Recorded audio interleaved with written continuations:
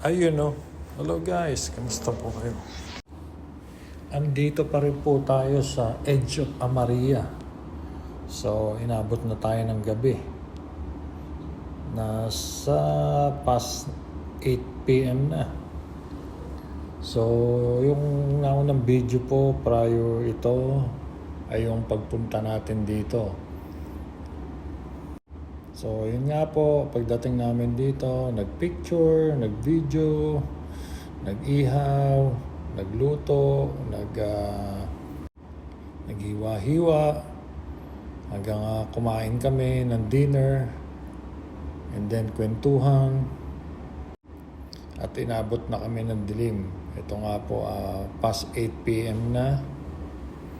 So, nag-enjoy naman talaga kami dito, kaya hindi rin namin napansin yung oras at anong oras na pala.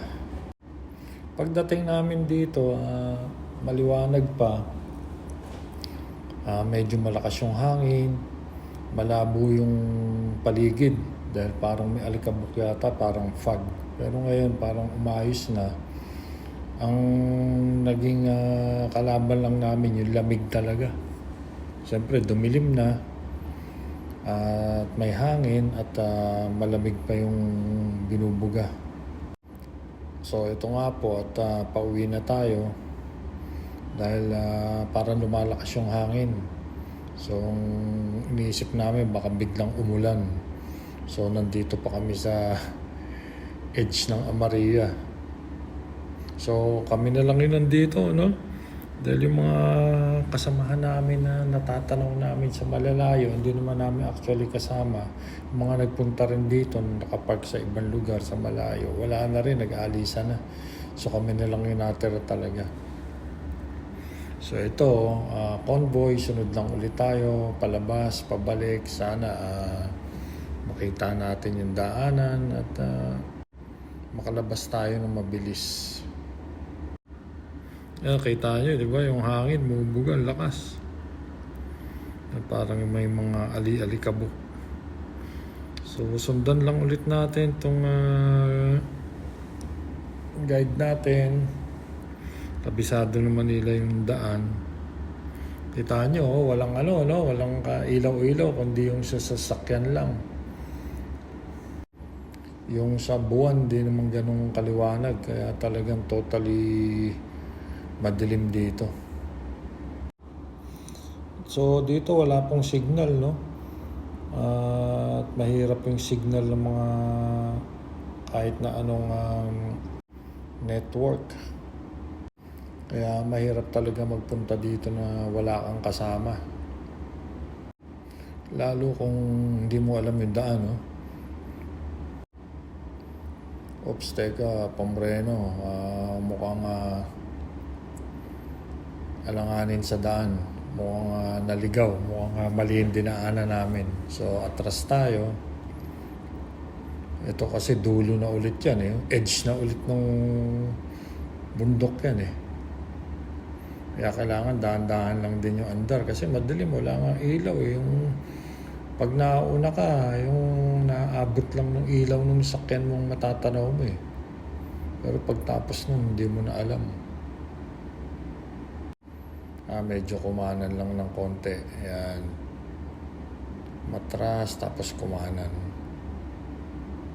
So, hopefully, no? Yun nga, hindi nga kasi makita, madilim, Meron mga pinagdaanan ng mga sasakyan, pero hindi pa rin sigurado, mga mabato, mga lubak-lubak. Ang gaspang ng mga dinadaanan, kaya alog-alog kami dito, pakiramdam mo na parang minamasahe ka, Kita mo, di ba, wala man lang mark, no? Kung saan ka pupunta, kung kakanan ka ba, kung kakaliwa. Ito, bumagal ulit. Parang dalawang isip, alanganin ulit sa dinadaanan. Yung Pombreno, bumagal yung andar. Titingnan-tingnan, kinakapa-kapapa. Kasi isa lang naman itsura ng daan eh. Wala namang pinag-iba eh. Kahit saan ka lumiko ko eh. Kahit saan ka magpunta eh. So ito, babalik, U-turn kami.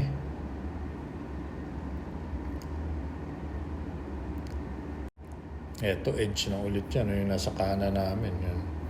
Dulo na ulit. Yan, ito may mga sinusundan tayong pinagdaanan ng mga sasakyan. Malilito ka kasi talaga eh, no? Maliban na lang kung talagang kabisado mo yung daan dito eh. Yun nga po yung driver nung kabilang sasakyan, si Pas Julius. So, slowly but surely lang tayo. Dahil yung daan is talagang malubak. Tapos matatalim yung mga bato. Kahit kasi i-search mo, mag-google ka dito, hindi mo makikita kasi nga walang signal. Pero tumataas yung mga bato. Ito parang tama na to. Parang dito nga kami nanggaling kanina, dito kami dumaan. Grabe talagang yung alug-alug kami, oh. Ayan, oh. Taan yung bato na yan, oh. Buti na lang yung daan, hindi siya yung buhangin na pino na malambot. Parang sa red sand, di ba? Yung malambot na, bagay, lulubog ka, di ba? Dito yung lupang matigas na mabato. Ito parang dinaanan to ng malaking truck, eh. Lubog, eh. Galing ni Pas Julius, nakuha niya, nahanap niya kung saan yung talagang daan namin. Praise God, salamat sa Diyos. Kaya talagang mahirap magpunta dito na mag-isa lang. Tapos hindi mo alam yung daan. Pag sa umaga siguro pwede. Hindi bali mawala ka pag araw eh. At least kita mo yung paligid, yung buong paligid. Pero pagka ganitong gabi, madilim pa, mahirap. Dito ba kami nagdaan kanina nung pagpunta? Siguro medyo nalihis lang kami ng konti. Pero ito rin yung tumbok nun, yung pinasukan namin. Imagine, no, punta ka dito na kayo lang, no, yung walang kinapa mo lang yung daan. Tapos pagbalik mo, naligaw ka. Tapos ganito ka dilim. Pagtapos wala pang signal. Wala kang ma-message, wala kang ma-contact. So, ang mangyayari niyan, hintay mo na lang mag-umaga para makita mo yung daan. So ito, tama na siguro itong daan namin na to. Kasi andito na yun, ito na. Wala nang ibang daan dito eh. Talagang maalog lang para kami nasahe. So itong video na to, parang ipopost ko sana to para maging guide ba. Yung mga gusto pumunta, guide nung pupunta at guide din nung pauwi. Kaso lang, pag gabi, mahirap pala. Mahirap maghanap. Well, ang ganda ng experience namin kanina, no? Nag-enjoy kami sa view. Unang-una, first time namin nakapunta dito. Ganda ng paligid. Tapos nakita namin yung sunset. Tapos nagluto kami, nag-ihaw. Actually, ready na yung pagkain eh. Dinala nila Pas Julius dun sa church. So, pagdating doon, inihaw na lang, tapos naghiwa-hiwa, gano'n. Dahil meron na rin sinaing. So, pagtapos noon, kwentuhan na lang, nag-sharing kami, ganda ng mga sharing ng bawat kapatid about sa mga buhay-buhay, ups and downs, kung paano tayo nakakilala kay Lord, kay Jesus, kung paano niya binago ang buhay ng bawat isa. Praise God. Para kaming mga nag-Bible study na rin after nung sharing. At si Paz, nagbigay siya ng advice. Oops, nag-hazard na naman. Mukhang mali pa rin itong napuntahan namin. Kala ko okay na. Kasi ito na yung pinaka-truck.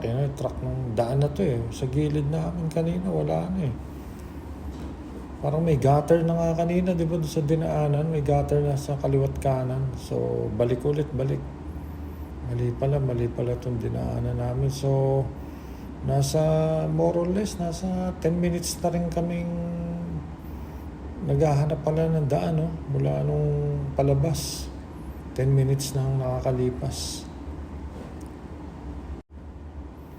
Ito nga, balik ulit tayo. Paunahin ulit natin sila,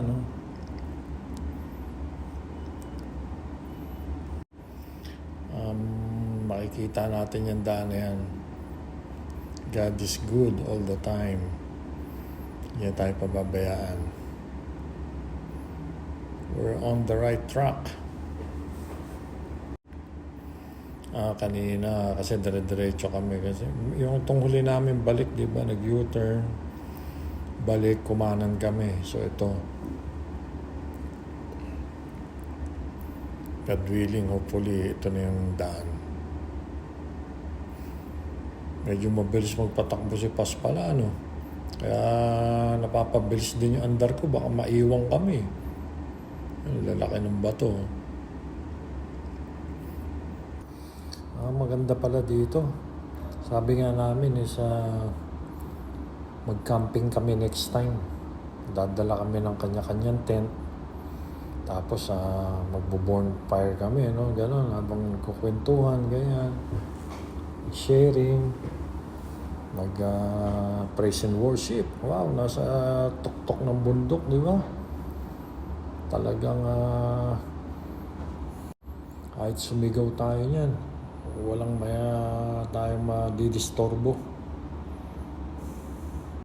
So, sunod lang tayo kay Paz Julius. So, ito na. Wow, meron kami mga kasalubong. May mga sakyan ito. Padating pa lang ba ito? Papasok pa lang ba sila o palabas? Diretso lang tayo. Baka papasok pa lang yun. Ito, minto si Paz Julius, Parang iba itong dinaanan namin. Wala kami nadaanan ganito kanina. Parang ganyang humps. May nakaharang na ganyan. Wala. Siguro yung nasalubong namin sa palabas na yun. Hindi lang namin alam. Dapat pala nagtanong tayo. Yung mga parang humps na yun, yung mga bato-bato na yun. Parang mark yan Parang tanda yan ng mga nagpunta dito. Nilagay nila yun malamang. Dapat pala nagtulos kami, Nung papasok pa lang kami kanina para may tanda. Kaso lang pag nagtulos ko, pahinto-hinto ka naman Ito parang masyadong rough road na to. Masyadong rough na to. Parang walang dumadaan dito. Tatalim ng bato, tutulis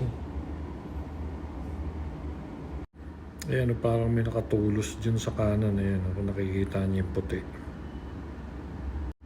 Pero parang iba yung daan dito Wala yun. Parang hindi nadadaanan itong daan na to So, hintayin lang natin si Paz kung atras siya, kung babalik. Para mag-maniobra na rin tayo. Ayun, atras nga. Kaya malaking bagay talaga guys yung pagka-alam nyo meron kayong road trip ng mga pupuntahan kayong ganitong lugar. Maganda yung magpagasolina ka talaga. Pa-full tank mo para kung ganitong pagkakataon, maligaw ka man, matagal man kayong maghanap, hindi ka mag-aalala dahil alam mo may gasolina ka. Mahirap na naliligaw ka na, wala ka pang signal, madilim pa yung daan, wala kang makita, Tapos yung gasolina mo, paubos na, no? Talagang yung taba mo siguro, sa talagang kabog ng dibdib mo todo-todo. Kaganyang di mo talaga makita. Ang option nito, magpalipas dito ng gabi. Hanggang magliwanag, no? Tapos dito ka lang sakyan. Presko naman yung panahon, malamig naman. Ilak mo lang yung sasakyan, pwede ka na matulog nun.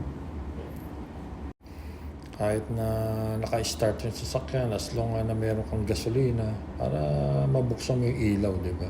Ayun, dito na. Dito na pala kami guys at nadali na. Kita na ni Pas Julius yung daan. Kaya ito na. Balik na. Thank you Lord. Dito rin tayo dumaan nang papunta tayo kanina. So since wala nang sasakyan, kami na nga lang nandito.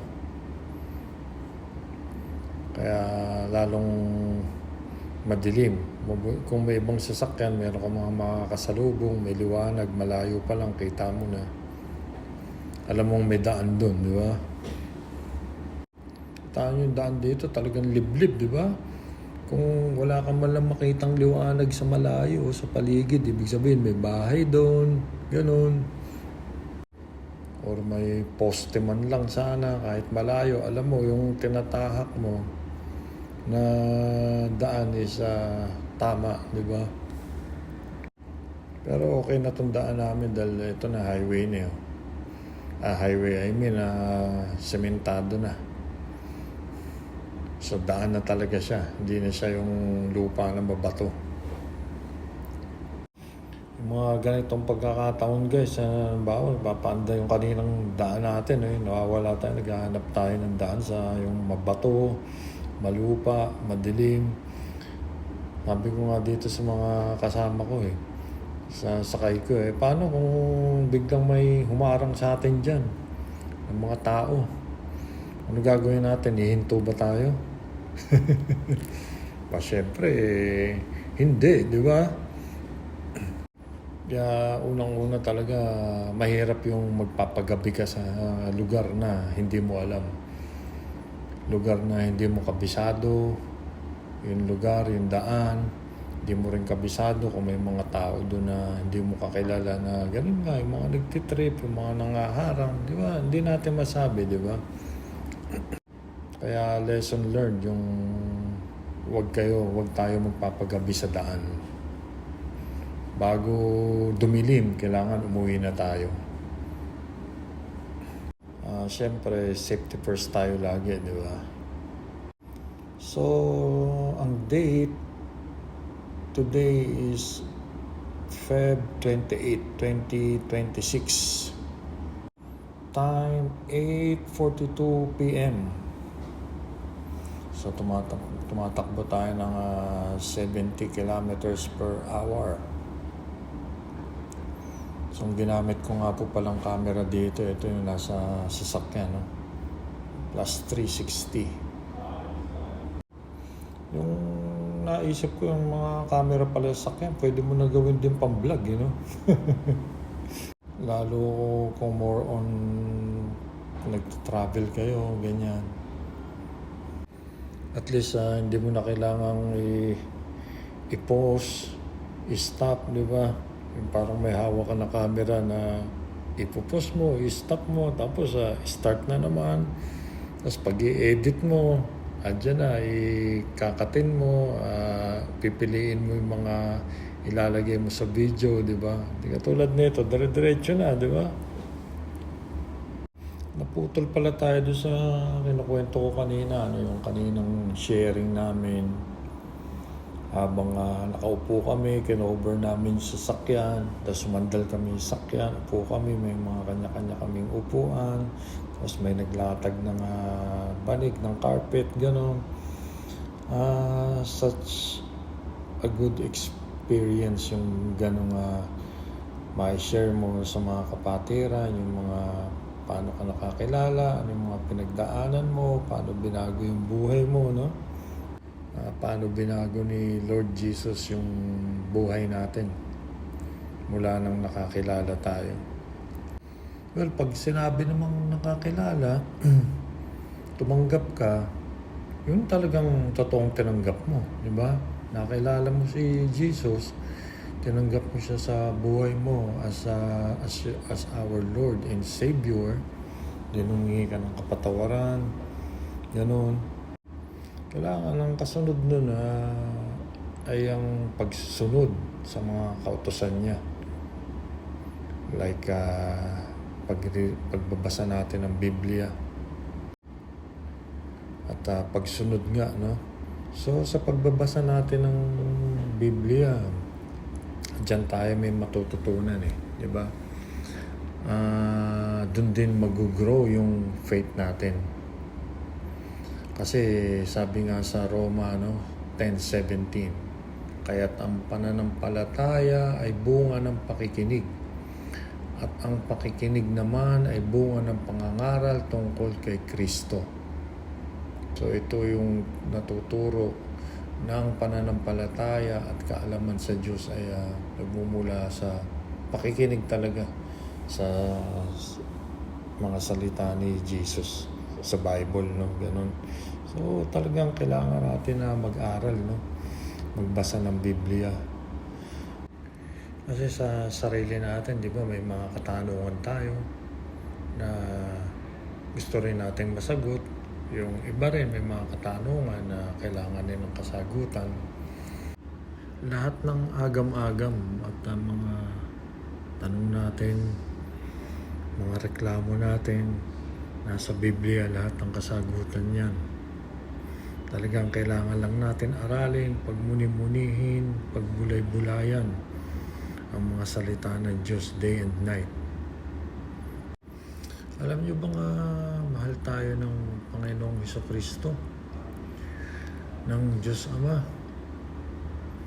At dahil sa kadakilaan ng pagmamahal niya sa atin, binigay niya yung sarili niyang anak, si Jesus, upang tubusin tayo sa mga pagkakasala natin.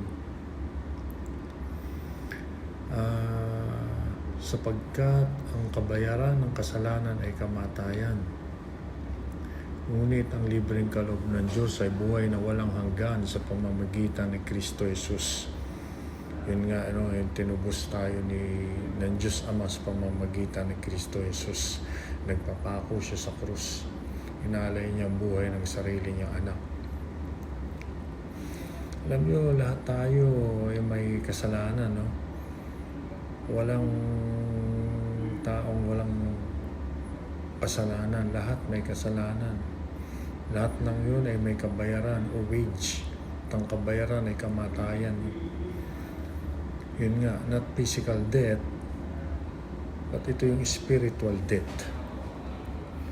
Dahil sa kasalanan, lahat ay deserving sa eternal punishment. Pero ganun pa man, huwag tayong mawalan ng pag-asa. Huwag tayo mawalan ng pag-asa dahil may good news ang Diyos sa atin. Ito ay ang regalo at di binabayaran. Regalong walang bayad. So, ano ba yung regalong walang bayad na yun? Yun po yung tinatawag na gift of eternal life. Eternal life. So, paano ba natin ma-receive ang eternal life? Ang libreng regalo ng Diyos sa atin. So, ang unang-una mong dapat gawin ay ang magsisi ka sa mga kasalanan mo. Dahil kung magsisisi ka sa mga kasalanan mo, sigurado, lahat ng yan ay kanyang patatawarin. Patatawarin ka ni Jesus, ng Diyos Ama. So, pangalawa, kailangan mong mananampalataya. Sumampalataya ka kay Jesus na siya lamang ay Diyos at tagapagligtas. And then, pangatlo, kailangan mo ang pagtanggap. Tanggapin si Jesus sa iyong puso bilang Panginoon at maging handa ka sa pagsunod sa Kanya. Pang-apat, kailangan mo magpatuloy ka sa pamumuhay bilang isang Kristiyano. So paano ba mamuhay ng isang Kristiyano? Kailangan mong maging maalam, magbasa ka ng Biblia, at kung ano yung mga nababasa mo, kailangan mong isabuhay. Kailangan mong sundin ang lahat ng nakasaad doon, ang nakasulat doon, kung paano mamuhay ang isang tao bilang isang Kristiyano. At alam niyo ba, pag tinanggap natin si Jesus, doesn't necessarily mean naman na nagbago na tayo kagad eh. Ang dapat natin gawin talaga sumunod, isa puso, isa buhay, kung ano ang sinasaad sa Bible. Hindi yung basta sinabi lang na tumanggap ka na, humingi ka ng kapatawaran, hindi lang doon natatapos yun. Kailangan mong mamuhay according sa Biblia, kung ano yung mga nakasaad doon. Kailangan talikuran mo na yung mga kung ano ka dati. Kalimutan mo na yung kung anong klaseng tao ka dati. Yung mga past mo na mali, makasalanang buhay sa nakaraan, isurrender mo na lahat yan. Isuko mo na sa Panginoon yan. At ang future, i-offer mo sa Diyos. Ibigay mo sa Kanya lahat. Hindi mo kailangan mag-worry para sa future mo. Hindi mo kailangan mag-worry para sa kakainin mo, sa mga pangangailangan mo. Ang mga ibon nga, di ba, lumilipad kahit saan lang sila makarating. Pero pinabayaan ba yan ng Diyos? Nabubuhay sila, may nakakain sila, tayo pa kaya mga tao, di ba? Sinabi yan sa Matthew. So yun lang po, no, na-share ko lang, no. To God be the glory. Praise God. So ito nga po, pagtapos pala dito na tayo, nakalabas na tayo, magkakape pa kami. So tingnan natin kung saan kami makakarating, kung saan magkaayaan. So daan muna tayo dito sa gasolinahan para mag-CR. So ito, biyahe na po ulit. Palabas na. Dito rin tayo dumaan kanina nung papunta tayo, no? Wala naman po kasing ibang daan dito kundi ito lang. So ito po yung kahabaan ng King Salman Road. So time check, 8:51 p.m. Mga nasa 20 to 30 minutes din tayo naligaw kanina, no? Naghanap tayo ng daan. Pero praise God, glory to God, nakalabas din tayo doon. Ito po pala yung karugtong nung una kong video. Yung sa unang video, yun yung papunta tayo, maliwanag pa. Tapos itong video na to, ito yung pauwi naman tayo. Kaya gabi na. Thank you guys sa support ninyo. Hanggang sa uulitin po. God bless you all.